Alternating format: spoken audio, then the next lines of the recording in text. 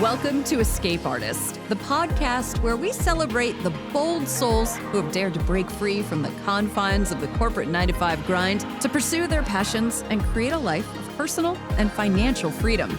Each week, we'll uncover the stories of extraordinary individuals who have embarked on their own entrepreneurial adventures. Our guests will share their personal tales of liberation, resilience, and triumph. Together, we'll explore the pivotal moments, the challenges, and the lessons learned along the way. So join me as we embark on a journey of discovery, courage, and boundless potential. Let's design the life you've always dreamed of, where the only boss is you. Here's your host, Laura Demetrius. Hannah Schneider is my guest on today's episode, and I am super inspired by this woman. I've been following her for years on Instagram because we have mutual friends. She actually co-founded BRND HOUSE in Nashville, which is an agency. She specializes in hospitality, so a lot of like high-end luxury hotels and restaurants, and she does a fantastic job. She's also worked on and opened many other businesses, but today she's going to talk about her experience in PR, the brands that she's helped build, and what it is to build a brand and a business that's worth acquiring. So without further ado, here's my conversation with Hannah.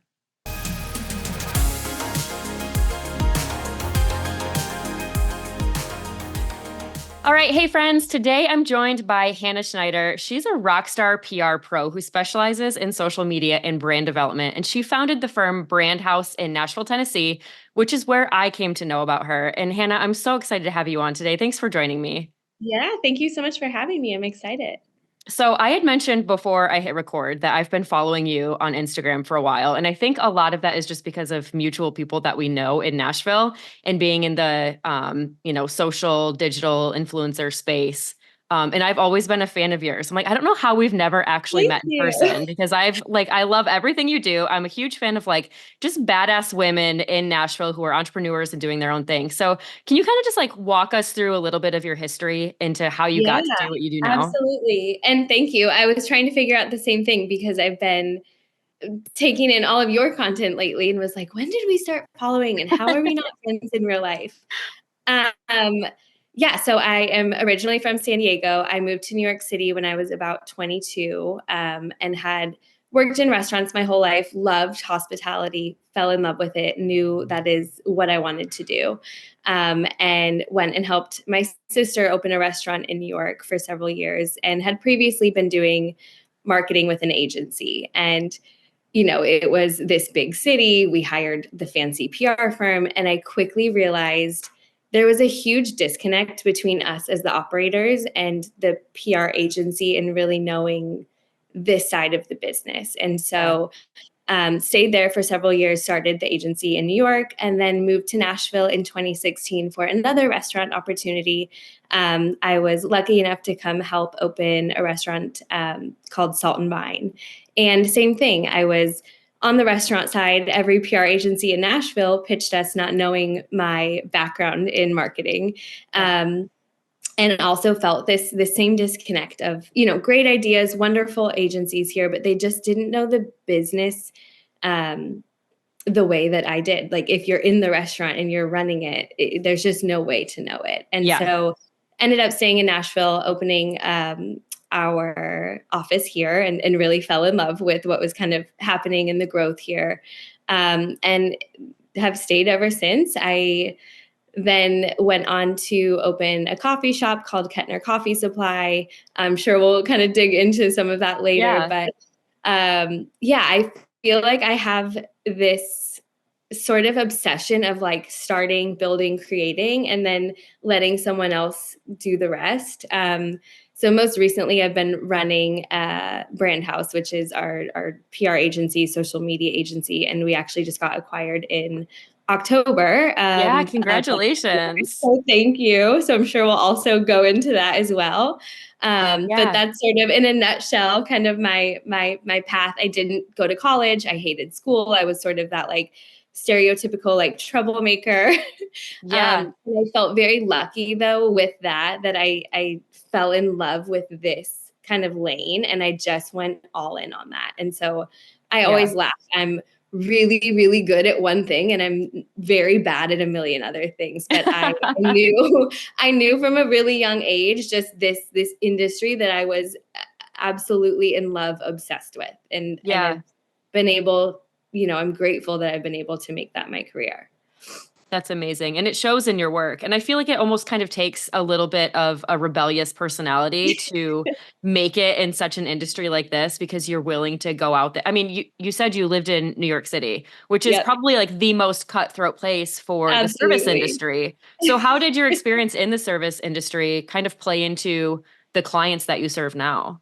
Yeah, no, that's a great question. I still to this day think that what I learned working as a hostess or as a server or a bartender still plays into how we work with clients today. And to me, and we really coin ourselves as a luxury agency. And it comes down to service. Like when I'm dining at a restaurant, I don't want to have to ask for more water. I want the water to just appear. And the same thing goes to how we're servicing clients at our agency.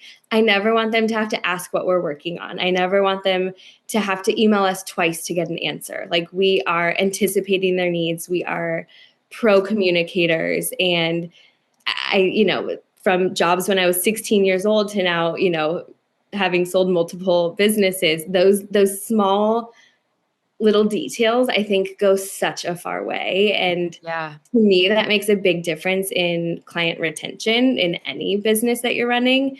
I still come back to those like just fundamentals that I learned and really try to drive that home in all of our staff and employees and our training that we provide as well. That's huge. And you mentioned retention, and obviously the service factor plays a huge role in that, because I feel like with PR agencies, it's probably easier to get a client than it is to keep them. So I imagine that knowing the background of the service industry and how to keep people happy really plays a big role in that. How does that affect like the way that you hire? Like, are you requiring a certain level of experience in the people who are helping you with your clients? Or do you kind of want the same thing where they're like scrappy and willing to just do whatever it takes? Yeah, I'd say both. Primarily, social media is very hard to hire for. Everyone is on social media. And so if we post a job opening in our social department, I'm not kidding, we get probably upwards of 300 applicants. I believe that. Week. And just because you're on the platform does not mean that you're a professional. And I don't mean that in a mean way. And you might want to be, but just because I think everyone thinks they're an expert at Instagram lately. Yeah. That doesn't mean that you are a marketing person first. And so I'd say we look for two things. One, culture first. I would rather hire the right personality fit for the current team in place and for our management styles, and train someone that wants to learn. Or if we're hiring for a more senior position, I'd say hospitality experience or experience in the types of service clients that we service, and just willingness to like keep evolving. Social media, I learned one thing and I feel like the old lady in the office. I learned one thing and then all my, account coordinators who are super cool and like in their 20s are like, no one does that anymore, and you have to be willing to evolve and be willing to be like, I actually don't know it all. I've owned an agency for over 8 years and I'm still learning new things every day. And so I think that personality fit for me has always been, honestly, probably something I value a lot more than traditional experience, because I want someone who's willing to throw 100 ideas to the wall and see what sticks, instead of someone that has been trained a certain way and is not open or willing to kind of evolve as the industry evolves. For sure. Yeah. And I feel like, and you had mentioned this too, like the industry is always changing and technology is changing and there's the introduction of AI and all of these different things. How do you feel as a leader of a team to be able to like let go of some of the stuff that you used to have full control of when you were first getting started, to let other people kind of handle it? Yeah. So I would say the first 5 years, I was such a control freak. I mean, I don't think I gave up control at all. And probably the people that worked for me then would agree to that. And I think I've learned too how to be a better leader and a better manager. And I've really opened myself up to learning from the team that is in place and learning to trust that we've hired them for a reason and be open to that. I think something that we've always done really well is keep education at the forefront at Brand House specifically. And so we do monthly workshops, we do annual retreats and trainings, and I always tell people, like, go in on what you're really good at, and then let's bring people in that are better than us at other things and learn from them. And so this is a conversation we have weekly in our management meetings of like, what areas do we need to get better at? What are we not utilizing? Like, what can we, I have this like obsession with being efficient. And so if there's like a tool or something that can help our efficiency or help automate things, I'm sort of like obsessed with that. So, we all just took an AI class, and this was something I was really uncomfortable with personally. Like, I feel like I'm really old school, and I edit press releases really old school, and the team's like using ChatGPT, and that was scary for me to take away that like human piece of what we do. And it is, yeah. And when I learned it, it's like, it's a tool and we still fix it and we still make it sound like us. But it's been incredibly efficient and has helped speed up a lot of our processes. So I think it's just that willingness and personal awareness to know you don't know what you don't know, and continue to always be open to that. And I think I've been able to step back as I've grown a team that I can trust and be able to like sit in that and be uncomfortable again, which is scary, but has been incredibly beneficial as well. Yeah, that's huge. And a sign of great leadership too, especially when you do put education first. It's like you clearly are showing that you want your employees to be the best version of themselves. And it makes you a great leader too, when you care so much about the operations side of things. Absolutely. And, as much as I'd love to think that my team will be with me for 30 years, that's not how the job market is these days. And I always want to be, if you're looking back on your career, I want to be part of someone's story that got them to the next level, or they always wanted to work at Brand House and they finally got there. So whatever part of someone's career we're in, I want that to be a place of growth for them. And I think that comes back to not having, a college degree. And I had to do so many internships, so many unpaid internships, and, cocktail waitressing at night to pay the bills until someone would finally hire me at an agency. And I have vivid memories of places I worked that I still talk to my bosses to this day when I was 18 years old. And I have some that were so traumatic, and I just was like getting coffee, and it was like such this kind of mean girl, like catty, like Devil Wears Prada vibe.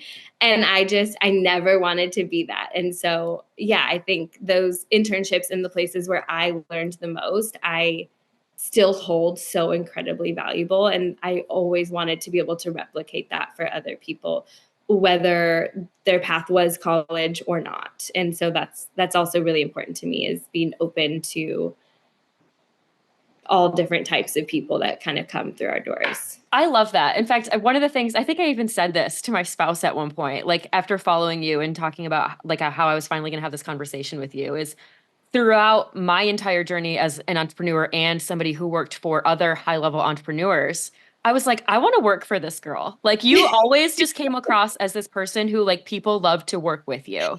And you just seem to just like have this nurturing environment that you build. It just seems really authentic and great. And I love that too, because I also have a history of working in the service industry, and it's scary. And like, not everybody feels that way. Not everybody is like always trying to do better or achieve more. And it's competitive. And it's also like, people just have attitudes, and there's bullies, and it's just like this uncomfortable, like, I can't wait to get to the next thing where I don't have this anxiety around the people that I'm working with. And it makes such a difference when you love the people you work with. Absolutely. I think, well, thank you for saying that. And I think that a lot of people apply and they see like this young, kind of cool, hip, hopefully company. And then they come in and I'm actually so strict and I have so many policies. And I'm like, I might look way cooler than I actually am. But I think I've always felt like, and again, this comes down to like a lot of personal growth stuff. I became a mom a few years ago, and I think that really has like reshaped me and how I approach the team and people. And quite frankly, it's softened me more than I can even express. And I think in a really positive way. And it's let me be far more open and empathetic as a leader. And I don't think those were natural for me. I was like a hustler and I loved to work. And I didn't understand if people worked a different way, like why. And I think that's been the biggest learning lesson over the past few years through COVID and motherhood and kind of balancing all of that out. And it's been a very positive journey for me over the last few years. But I think it has really shifted my management style. I get that. Yeah. I became a mother just over 4 years ago. So it was like, right around COVID, we were dealing with, having a baby at home and moving and all of that. And it is crazy how eye-opening it is when you have a child and suddenly that's the most important thing in your life. Absolutely. But it's a juggle too. Like I could not have more respect for people out there hustling who are parents, taking care of children while also like not letting their dreams fall to the wayside and their ambitions. So I just I commend you on what you're able to do. How do you ever feel like you struggle with any sort of like guilt or shame around trying to juggle those two things? Constantly. I'd love to say I have it figured out. Yeah, I mean, I travel so much for work. I was self-employed as a new mom. I didn't have a maternity leave. I was sending emails like giving labor. I didn't take time off. It was also COVID when we had Ella. And yeah, I think you just do what you have to do to get by at the time. And now I can step back and I was like, dang, I really wish I had taken a month or two off and had that time with her. And that's fine. I'm not going to get that back. But now I can be really intentional about my time now. And so again, just kind of constantly learning. But like the first few trips traveling when she was, 3 to 9 months old were like gut wrenching. And felt like I was going to be the worst mom ever and like traumatize my child. And it's hard. And the thing is, kids adapt. And if they're used to mommy having work trips, that's what she gets used to. And now I have to buy her a stuffed animal anywhere I go because she gets it when I get home.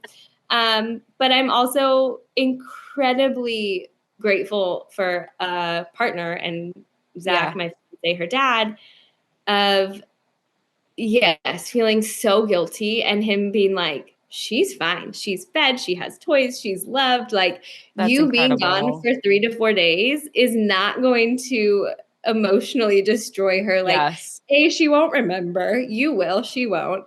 And B, they become accustomed to whatever that is. And so, I think now she's a little bit older. The first few days, I'm like, this is great. I'm in a hotel room by myself. And then like day 3 or 4, I'm like, okay, it sets in. Yeah. But I don't think that ever gets easier. I think it's you just kind of deal with it as you go. Or if I feel like I'm taking time for my family, then I feel like I was letting the business down. Like there's sort of this always like you're always dropping the ball somewhere.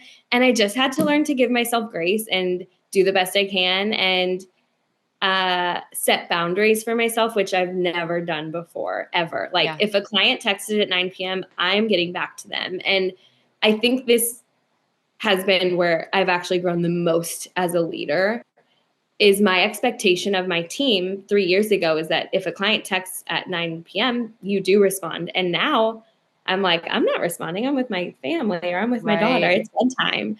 And I think that's let me be a lot softer in my management style as well of like, I value my personal time a lot differently. And so I can actually value their time a lot better as well. Set those boundaries that before it was just, I feel like we almost glamorized this like 24/7 hustle and like, I'm so in my soft girl like era, like whatever the kids are calling it, where I'm like, you do need to turn off once, at night. And unless something is on fire, I actually don't want you to respond to that email now. And 5 years ago, that never would have been my approach. And so it's been really interesting kind of like as I do this. How your personal experience of like, I'm way better of a manager today than I was when I first started. And so, that's constantly shifting. It's really interesting to navigate that. It's cool. And it's great too that you have a great support system, because I think that does make a difference. I have that as well. And also there's something to be said about us. I have a girl and a boy, but there's something to be said about when, your daughter can look up to you as a business person who is doing what you want to be doing to create the business and the life that you want. Like, I think about that all the time. Every time I'm away or I'm missing my children, I think my kids at least know that I'm pursuing things that I want to be doing, and they can be whatever the hell they want to be when they're this age too. Exactly. And still having my own identity and my own life that is not just one or the other. And I think my identity was just work for so long. Like I pride myself in that. That was who I was. And I'm really proud of that. That's just not necessarily my priority today. And so that was a big shift as well of like, that's a big kind of whiplash. It is. I'm navigating all of that. I'd say every day I'm navigating it. But, I took like a girl's vacation and didn't bring my computer for the first time ever. Wow. And I was like, I actually I had some moms kind of send me messages like, must be nice. And I'm like, well, I actually worked really hard to take this time off. And I actually do feel really guilty, but I'm going to enjoy a margarita by the beach. And I'm allowed to do that. And I think as women, as entrepreneurs, as moms, like, or not moms, like there's just always something that you feel guilty for. And I'm sort of just letting go of that. Like I'm really focusing on what makes me happy. And when I'm happy, I'm a far better mother, partner, manager, leader. And that's okay. Like I'm just allowing myself to have that for the first time ever. Hello, my fellow digital entrepreneurs. I'm absolutely thrilled to introduce you to something truly transformative. Picture this. You are armed with the most cutting-edge digital marketing strategies, equipped with high-income skills, and empowered to establish and run a thriving online business. That's where the Digital Wealth Academy comes into play. This program isn't just your typical online course. It's a comprehensive journey meticulously crafted to guide you from where you are to where you dream of being. From understanding your market to crafting your product, from nurturing your leads to sealing the deal, every step of your journey is covered with care. With the Digital Wealth Academy, you'll gain exclusive access to the master resale rights and take the reins of your future. Imagine rebranding and sharing this invaluable knowledge as your own while reaping the rewards time and time again. No more holding back. No more settling for less. With this program, your potential knows no bounds. Are you ready to embrace this opportunity and turn your aspirations into tangible achievements and financial freedom? Head to www.laurademetrius.com or click the link in the show notes to step into the world of digital entrepreneurship today. Remember, your journey to success begins now. Yeah, such a simple concept that we all just tend to forget sometimes. Absolutely. I love that. Yeah. Well, I want to shift into talking a little bit about being acquired, because I saw obviously that you had sold your coffee shop, which was so cute. I got to go only a few times before we moved, because it was like you had opened it and then everything, like it felt like everything in Nashville was crazy like when COVID hit, but also right before. Oh my gosh. The tornado and all of that. I remember like all of these things happening while we were trying to sell our house, and it was madness. But love that coffee shop. And I saw that you'd sold that. And also obviously you just got acquired very recently, which is amazing. Yes. Congratulations. Was that part of your goal? Tell me how like all of that unfolded. Yeah. So Kettner was just this, I moved from New York. I couldn't find a coffee shop that felt like home. It was like, I never planned on opening anything. It was just, I felt like this need and this gap. Like I lived in East Nashville, and I would walk to the same place every day, and I got the same thing every morning. I always tip really well, and they never knew my name. They never knew my order. And I just missed that like cafe that was my home, where I forgot my credit card and they'd be like, we'll see you tomorrow. Like all good. And so Kettner was born, and it was a super fun project. And I love that creative process of like building the brand. And once it was up and running and BRND HOUSE was so busy, I was not giving it enough attention as it needed to expand or grow and that it deserved. And so ended up selling that to someone who had a dream of building a coffee shop, but didn't know where to start. And so it was almost like I could hand them what they needed. And it was just this perfect timing. With BRND HOUSE, it was always, I have a partner, Lisa Field, and it was always our goal to scale up and sell or get acquired by a larger company. And again, it's like being okay with and comfortable with knowing what you don't know. And I felt like we both agreed we had built it and we were so proud of what we did to where we knew we could. Like, I've never worked in corporate America. I've had very few bosses. I've worked for myself since I was in my early 20s. And I knew that I kind of took it to where I was able to. Yeah. And quite honestly, I was burnt out. Like, I had a toddler. I loved the work I was doing, and I didn't love everything that came with owning a small business anymore. Like, and I think that's probably a huge it. thing for someone in your position to admit too. Oh my gosh. And working it's scary so to admit it, because that was my identity. Like, if you heard my name, you thought work, business, hustle, like that was me. And I didn't want to be dealing with payroll on the weekends and like tax season. I'm just like, I was over it. I'm not going to lie. I was burnt out, and I felt like I was missing really important moments with Ella. And then I was resenting the business almost. Like, it was a really weird thing. And so, I work with a financial planner, Chris Brophy, and he's like, I always laugh. He's like the ultimate connector. And I'm like, if I'm not out at work or have to be in an event, I am home on my couch. Right. And so I always applaud him. I'm like, you go to every networking event. And so he introduced me to two local gentlemen in Nashville that were brokers. And I was like, let's just explore what, I have no clue what that would look like. Kettner, when I sold it, it was a personal relationship. I knew them. It was a really simple, pretty clean transaction. Yeah. With something bigger like this, it was new to me as well. And it required a lot of learning. And also, I have a partner. Like, there's also, you have to make sure it's the right fit for everybody. So it was a lot more complex. Had a conversation. So we hired a business broker, which I then learned you just pay if they sell it. So to me, it was like, why not try? There's no risk. And we'll keep running the business and making sure that's growing as well. But, you go through the evaluation process, you sign an agreement, and they were really honest. They were like, listen, service-based businesses are very hard to sell. If you think BRND HOUSE, oftentimes you think Hannah Schneider. And so that's really tough to swallow, and that's really hard to sell, quite honestly. So we listed, and they were like, if you get any interest, these typically take like 12 to 18 months. So we kind of prepared ourselves of this like long game. Yeah.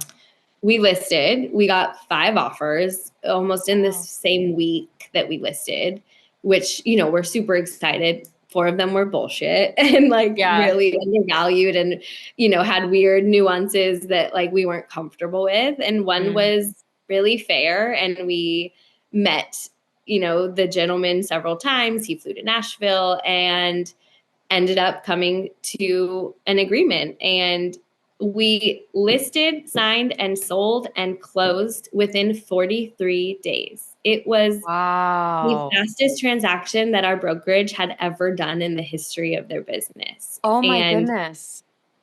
I'm really proud of that. And then in hindsight, I'm like, I didn't even process what was going on until I will never forget closing.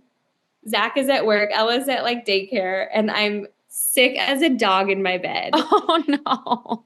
And I get the paperwork and I sign it, digitally on DocuSign, and it goes through, and I just start sobbing. Like, so many different emotions, because when you're negotiating, it's like you don't have time to think have about it. Emotions. You're just like numbers and this and non-competes, and you're Googling terms from your lawyer that I had no clue what meant, and it was hectic, and we're still running the business and have staff leaving and hiring and new openings. And I will say, for me personally, I literally felt 40 pounds lighter the second I closed my laptop, sitting on my bed in my pajamas, no bra on, not glamorous at all.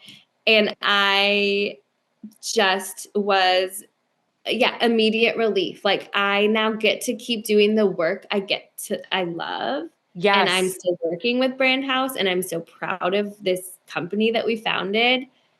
But for the first time since I was 23, no one else's livelihood, mental state, taxes were on me. And I could just feel the pressure lift. I mean, yes, it sounds so cheesy. I'm not like super woo-woo, but like I felt like I could fully breathe for the first time in probably 10 years. And I hadn't had a day off in 10 years. I hadn't had a holiday I didn't work in 10 years. Like, it was just like, I couldn't believe that we had, we did this. And it was incredible. And now fast forward, it's still so fresh. It's only 5 months in, and I'm now working for a boss, and that is also super new. But I was quite honestly at a point where it was either like, I quit and I go get a job, or I hope to God that we can sell, because I'm really proud and I want to be part of Brand House. But I was beyond the point of burnt out. I just couldn't, I was not happy, and I wanted to be a happy mom, a partner. Like, every aspect of my personal life was struggling because of that. And I just wasn't willing to risk that anymore. And that, again, takes a lot of like being vulnerable and things that I had never taken the time to really process or work through before. For sure. Yeah. And Zach said I walked around for like the next week, just, anytime something was going on and being like, it's not my problem, like I'm for the first time not putting out fires and issues 24/7, waking up to text You were messages. probably floating. Yeah. I was floating. I was literally floating. And it's still been, I feel very, very grateful. The gentleman, Rob, that bought us is a wonderful person. And that was also very important to us. All of our staff stayed on. All of our clients remained intact. Like, we were not going to sign with somebody that didn't keep the integrity and the pillars of our brand that were really important to us. And I really respect him. He has come in and done exactly that and let us continue to run the business the way that we had been. And he's like, that's why I liked you guys. Like, I want that to continue. And so that was also very important, not to get hung up just on numbers and dollars, but also the future of the company that I grinded for. My entire career led to this moment. And I wasn't willing to like let that just flip a switch and everything change overnight. So those were a lot of our negotiations were about our culture and our staff and how our clients are handled and managed and treated. And I'm really, really proud of that. Yeah, that's major. And obviously you still get to be a part of that because you still do business development. So now I have a job. Yeah. So like, what is that like now working for someone else after, building your baby essentially? Yeah. Like, are you liking it? I'm loving it. I'm loving it. I was at the point where I want to learn from someone else that knows more than me. And yes, I think he finally was like, can you stop? I would text him like, am I allowed to like this lunch that I have? Am I expensing this? Like, it's You're just always been questions for the first time. He's like, stop texting me unless you are spending like an enormous amount. Like, you don't need to get approvals for this, and just kind of figuring out that relationship. I'm now doing all new business for the brand and talking with companies that need support and signing those contracts. And then I'm handing them off to Lisa and Rob and the team, and they get to do what they do best, and which is service them and it's been really fun, and I'm kind of slowly transitioning away from day-to-day stuff, which has also been really hard, and figuring that out. The control freak comes back in me. Like, they deleted me off certain emails, and I was like, okay, I can't see this coming through. Like, I just have to trust if they need me, they will ask. And I'm learning how to just do one role instead of every single role. But yeah, I'm loving it. And I love, for the first time, like, I have always said to people, there's the number 2 and the number 3 are just as important as the number 1. And I think social media, and some people are meant to be entrepreneurs. It is in them. And some people are not. And I don't mean that to be mean, but like, there's just as much value and credit to being a killer number 2 and a killer number 3. And we wouldn't have businesses without those people who weren't meant to be entrepreneurs. Necessary. They are necessary. And I feel like there was this false sense of like everyone having to be their own boss. Yeah. And a lot of them won't make it. And that's okay. Like, I think everyone should try what they are called to do. But the truth is, not everyone is meant. And I don't mean that in a bad way, but I'm really enjoying being a number 2 and a number 3 and someone that is helping getting the job done. And I feel like no one is speaking this to younger people of like, and again, if you're meant to do it, go all in and do it. I don't want to discourage someone that might be wanting to open a business, but if you feel like you have to because you see other people doing it, most of them will not make it in business, and they will have to go get jobs. And I feel they like have there's to work a lot harder at it if it doesn't. Yeah.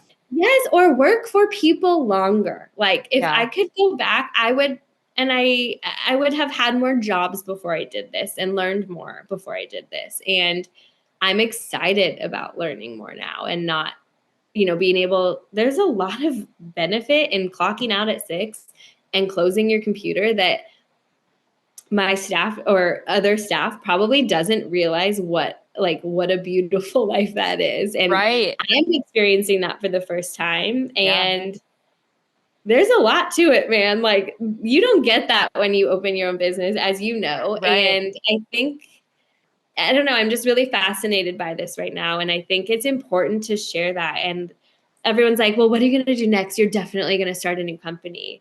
Like, of course you are. And I'm like, I'm not. I am loving this for now. Who knows, but I want to encourage both sides. It's important. Yeah, I think everybody should experience both sides, because you need to know how the other half lives, what it means, the work that goes into it, and you also need to appreciate those who help hold your business up. And at the same time, there's nothing ever wrong with changing your mind. Like, there's still so much that the future can hold. Like, it's okay if someday you're like, oh, like I suddenly have time, or my kids are older. Like, maybe I will start a business. Like anybody can change their mind. That's totally okay. Yeah. And I follow a few people recently that I've noticed, and they are, I'd say, started a business about a year ago, and they just complain all day long about the woes of starting a business. And I'm like, oh, did you guys think it was super fun and easy? Because pretty much none of that was the truth. Like, there were amazing highlights, and I loved so much of what I got to do. And I'm so grateful, but it is hard. And people are only seeing the good stuff. You just see the work, the fun parties and the events. You don't see the nights up till 2 a.m., reworking contracts and like the very not sexy part of it. And so I feel like because social media has glamorized it so much and you just see the highlight reel, it's, for me, I feel really called to talk about the really hard part of it. And I am really grateful. And I again, hopefully say this humbly, but like, I feel like my success has been that I've never been afraid to fail. Like, if I have an idea, I'm going to go for it. I opened a podcast studio. It was super fun and like booked for a few months, and then COVID hit and I closed it because it wasn't making money. And I wasn't afraid. I didn't feel like I had to keep it up just for this show on social media. Like, it wasn't financially making sense. So we shut it down. And I think to people, they feel like a failure if their business doesn't succeed or it doesn't run for many years. And I didn't have that in me. And I want to encourage people to like try to do things you love, and some might stick and some might not. And that's okay. And I have to say too, that change, is, you know? it's huge. It's major. And it's one of the things that I think I admired about you as a follower is like, to me, there is no such thing as failure when you're constantly doing. And that's part of entrepreneurship. Like, be willing to put yourself out there, be willing to look like an ass sometimes if you have to. Like, don't be afraid to get on camera. Don't be afraid to open businesses that may not work out. I love that. And there, like, to me, there is no failure in the doing. It's you did it. Obviously, COVID hit. That plays a huge part in it. And if it's not working for you, who cares what other people think? You're still moving forward. And I love that. And I really admire it. And I've always admired everything that you do with your business and how you portray yourself and how you treat others. And it's been really, really cool to watch how you do business and how things unfold. So I'm also just really happy that you were able to be acquired, that like this means more balance in your personal life as a mother, because I understand that side of things too. And I just have so much admiration for you. And I'm glad that you could come on and share that story. I know that a lot of women, especially like millennial women who are just trying to still figure it out with business and having a career and what they want to do moving forward and balancing personal life. It's just, I think it's really amazing when we can come together and share those stories, because entrepreneurship also, I say this all the time, can be very lonely. So to know that there are other people out there going through the same thing is huge. It is lonely. And and also thank you to you and congrats to you. I've loved watching your journey, and we're like soaking up all your content now. My husband so it's been fun for us to watch as well. And no, I really appreciate the time to chat with you. Awesome. Well, thank you so much, Hannah. Take care. Talk soon. Thank you.